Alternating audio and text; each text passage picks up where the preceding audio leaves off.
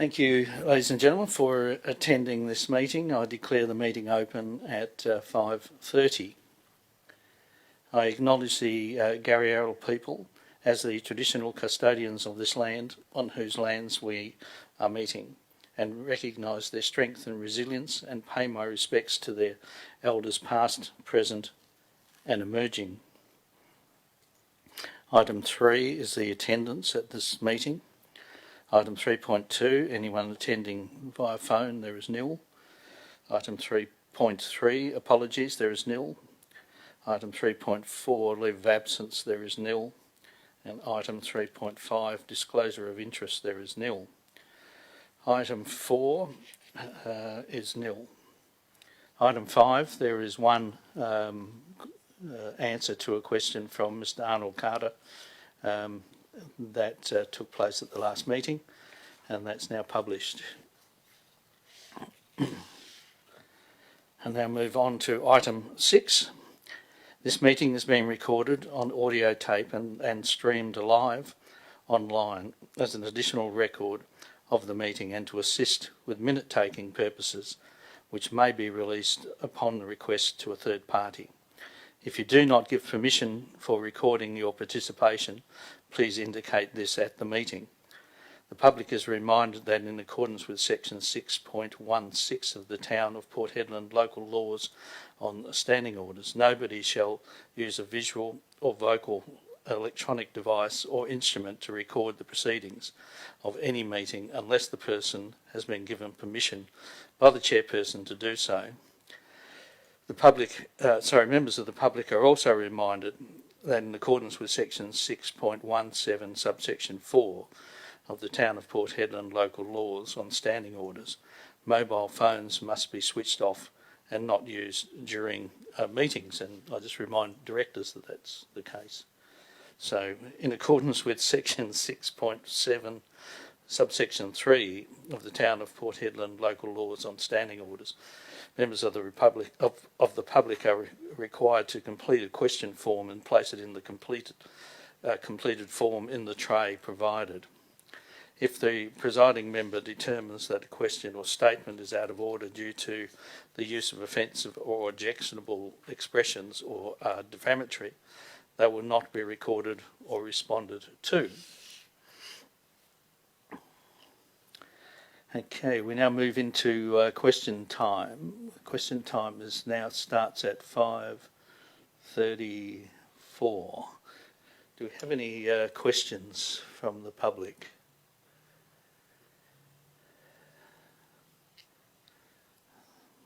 There not being any, question time is closed at 5:34.5. I think. Okay, we now move into a public statement time, and I declare public statement time open at 5:35. Are there any public statements that the public wish to make in relation to this section? There not being any, public question time is now closed at 5:35. Move on to section 6.3, petitions. There is none. Item 7, questions from members without notice. There is nil. Item 8, which is just a list of some of the appointments I've had in the last month.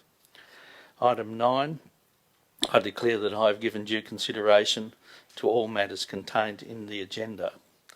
Item 10, which is the minutes of the previous meeting, I confirm that the minutes of the ordinary council meeting held on Wednesday the 24th of June 2020 are a true and correct record of that meeting, so therefore I support the recommendation in that matter.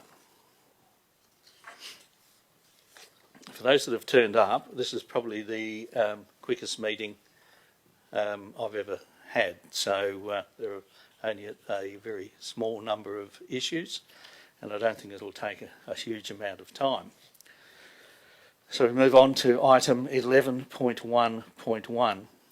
This item is for the financial activities for the period ending the 31st of May 2020.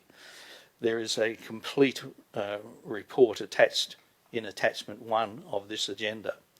This report occurs each month, and the thresholds are the same each month, being capital projects a variation of 10% or $10,000, whichever is greater of the year-to-date budget, and for non-capital the variation of 10% or $50,000 of the year-to-date budget.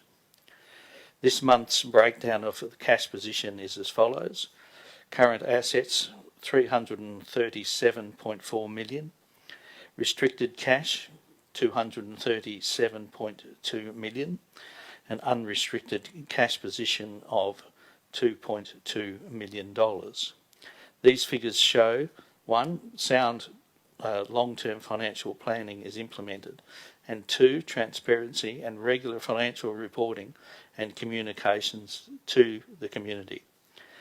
There are no significant environmental, social or economic impacts identified, so therefore I support the recommendation in relation to this matter.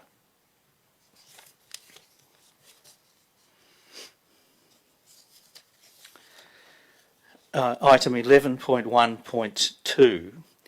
This item is in relation to the Queen's birthday holiday.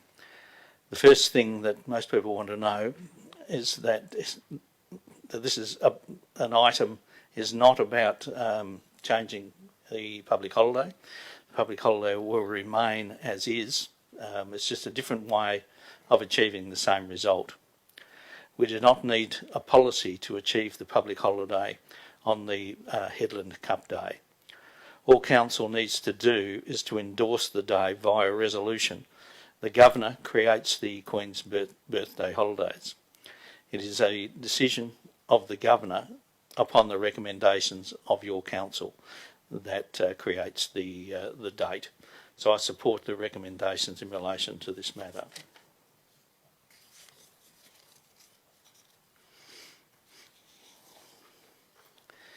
Item 11.1.3.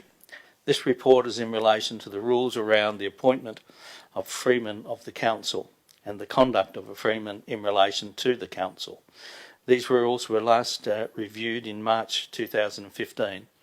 I think they are currently we have currently 9 Freemen have been appointed by this Council over the years. These appointments is of course the Council's discretion at all times. The review sets out the criteria to be considered, and these criteria aren't designed to say that if you comply with one, then you shall be considered. This is what Council should consider in relation to Freemen. 1, serve the community with distinction. 2, a mayor for 2 terms is eligible to be considered.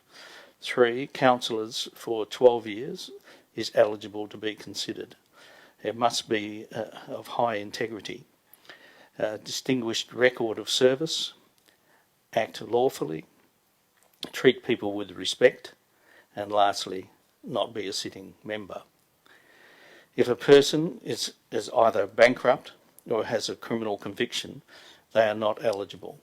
The Code of Conduct requires Freemen to at all times to refrain from making critical or disparaging remarks about Council and refrain from behaving in a manner that may embarrass Council.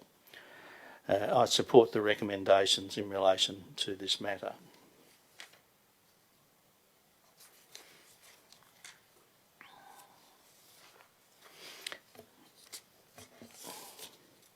Item 11.2.1. This item is a review. This item is to review the report on the performance for the year 2019-20 financial year in relation to the arts and cultural strategy. It gives me great pleasure to speak to this report. Your Council is committed to supporting and celebrating the art, culture and heritage. Extensive public consultation took place to look at a range of ideas.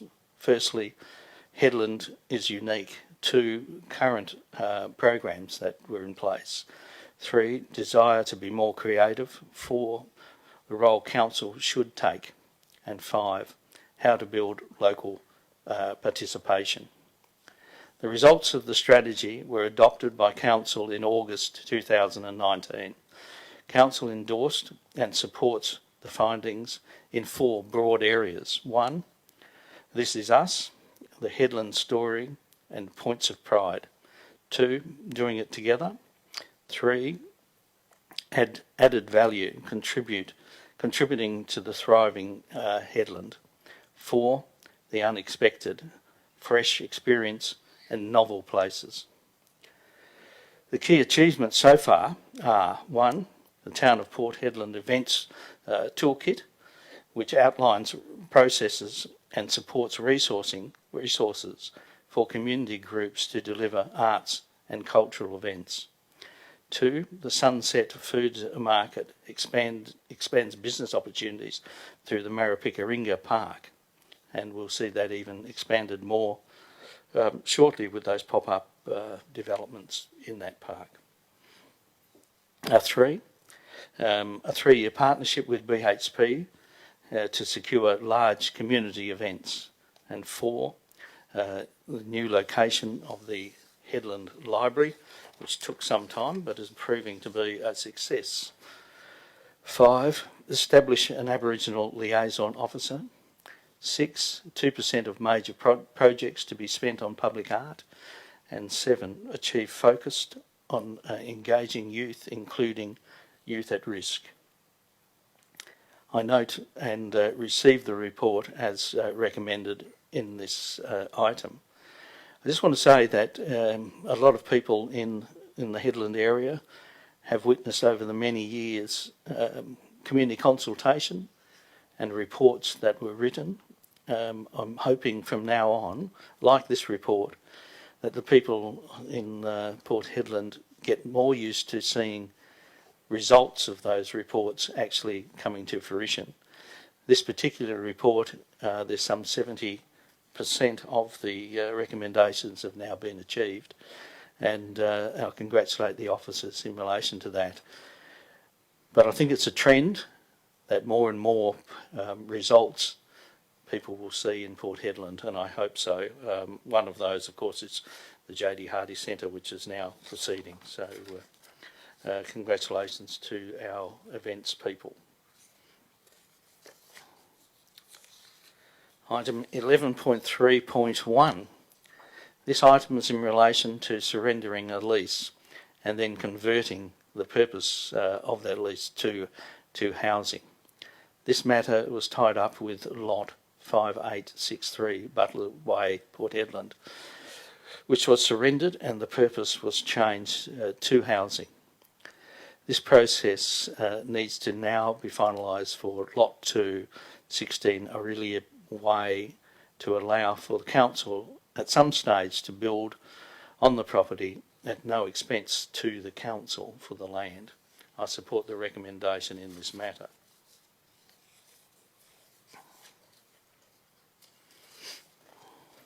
This is probably the shortest item that I've ever dealt with. Item 11.4.1. This is a list of fees to be imposed on our staff if the devices that are provided are lost or damaged by the responsible person. There is really no further explanation required for this item, but I support the recommendation.